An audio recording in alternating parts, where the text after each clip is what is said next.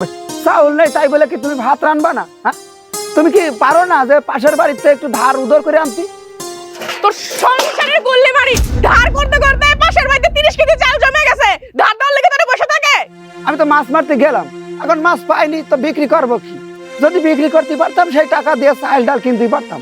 আহারে জমিদারটা 2 টাকা কামাই করার মুরত নাই, ঘরে বাজার আনার মুরত নাই, আসমান থেকে খাওয়ান করব। তোর লগে সংসার করতে আইসা আমার জীবনটা পুরো শেষ হয়ে গেছে।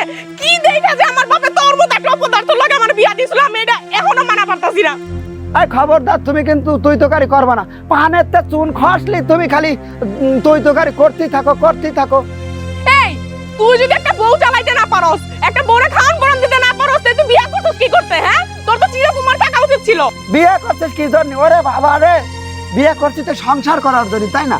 এখন সংসার করতে আসে যে এত সমস্যায় পড়েছি। এই যে তুমি সারাটা দিন আমার সাথে খেসর মেসর করতেই থাকো। খালি কি চাল একটা সমস্যা, আরো একটা কত সমস্যা আছে। কি সমস্যা আছে? ঘরে চাল না থাকলে ভালোবাসা কি আসমান থেকে পড়বে? এটা তুমি কি বললে? হ্যাঁ, আমি যদি কামাই না করি তাহলে এই সংসারটা চলে কিভাবে? হয়তো একটু সমস্যা হচ্ছে, কিন্তু এই সমস্যা তো সবসময় থাকবে না। এই যে হাওরের পানি টান ধরছে, এখন কত মাছ পাওয়া যাবে সেটা তোমার ধারণা আছে? ওই মাছ বেচে যত ধার দিন আছে সব শোধ করে দেবো। তোর সংসারের গুল্লি মারি আমি। তুই থাক তোর সংসার নিয়ে, তোর সংসার আমি আর করব না। দরকার বলে আমি আরেক বেটার সংসার করুম, তাও তোর মতো অপদার্থের লগে আমি সংসার করুম না। এই খবরদার, তুমি আমার সাথে ঝগড়া করবে না। একটুতে একটু হলেই তুমি সারাদিন খালি ঝগড়া করতেই থাকো। হ্যাঁ, তুমি কি পাইছো?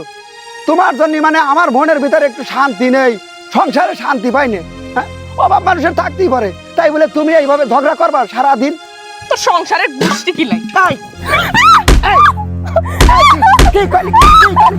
তোর আজকে মারিয়ে ফেলবো। তুই আমার গায়ে হাত তুলছিস, তোর সংসার করুম না আমি। আমি আইছি বাবার বাড়ি যাবো গা।